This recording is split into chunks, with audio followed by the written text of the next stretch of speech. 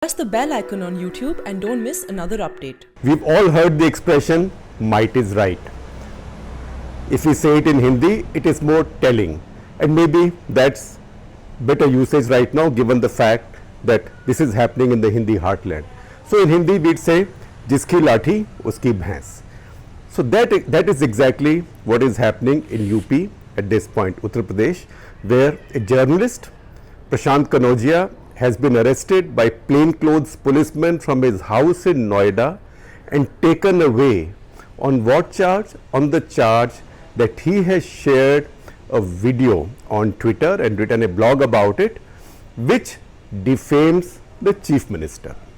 Now this has many issues, but I will lift all those layers one by one. But first of all, what is this allegation? That is defaming the chief minister or allegedly defaming the chief minister.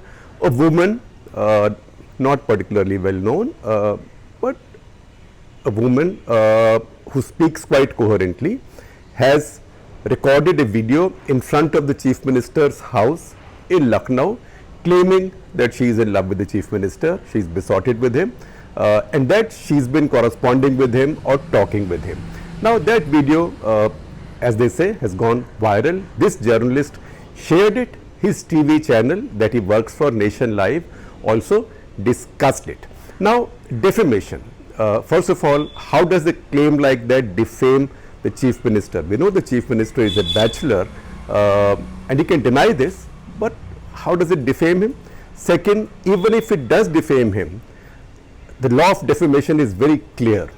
The right to file a defamation case only lies with the person who claims that he or she has been defamed. It cannot be filed vicariously by someone else, nor can it be filed by the state, because the defamation law, even the criminal defamation law, the police cannot register a case by itself. It is not a cognizable offense.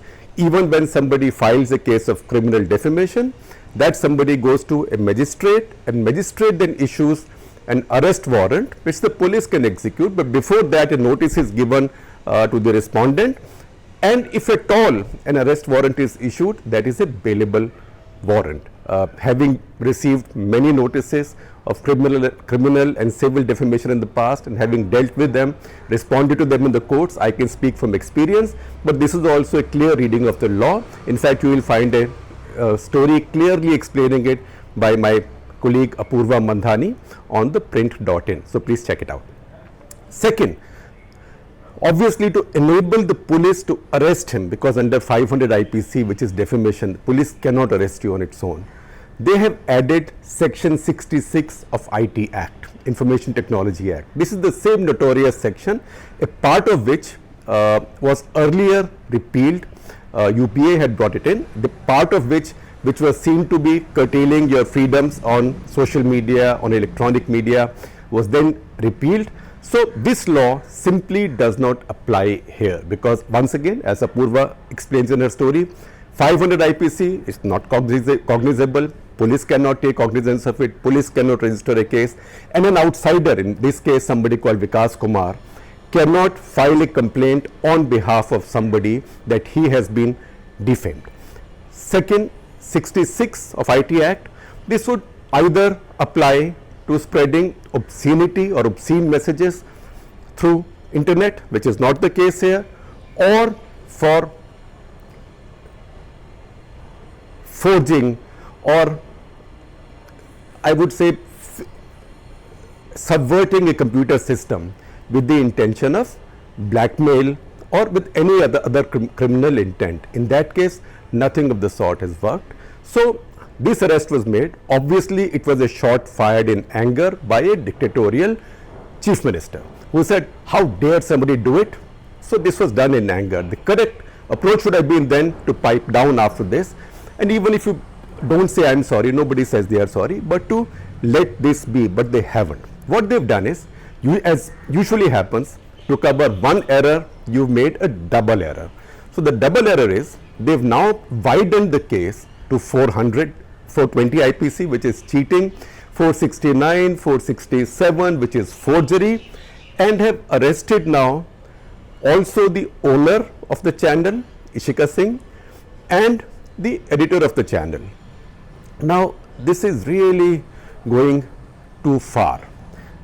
None of this will sustain in the court, because the case they filed against the channel is that the channel is functioning without a license, and maybe they created whatever justification there is for functioning without a license. It looks like, I'm sorry to use this particularly in UP's context, but it looks like cock and bull.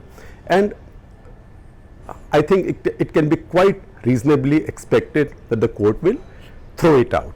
But is that good enough? Because what happens? The court may throw it out tomorrow, that's Monday, or the local court, something may happen, the judge may not be available, the police may not present him in time.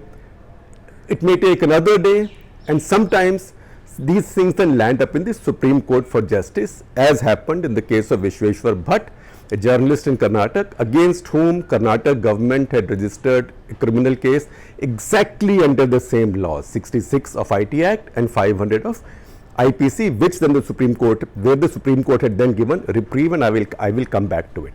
Now, think of the terror for the family and the person and the persons in this case, and families who've been arrested, because they've been taken away from your home by plainclothesmen.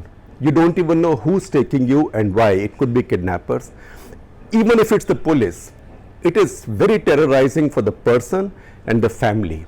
If you think losing your liberty for 72 hours is a joke, then please lose it for 72 hours. Spend 72 hours in a police lockup.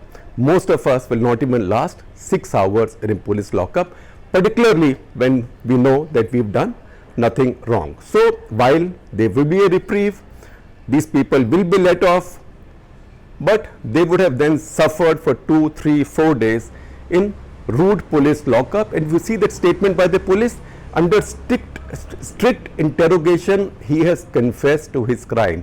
What is strict interrogation? It is widely said that police can turn anything into anything under interrogation, or as we say in Hindi, rassi ko bhi saap bana sakte hain, which is what police can do. It never sustains, almost never sustains in a court of law. But this is harassment. So these laws, the misuse of these laws, the misuse of this police is now being perfected as a tactics of harassing journalists. You know you can't convict them, but the process is the punishment. A journalist spending time in police lockup or dealing with a criminal case against him or her, finding lawyers, this is state terror, pure and simple.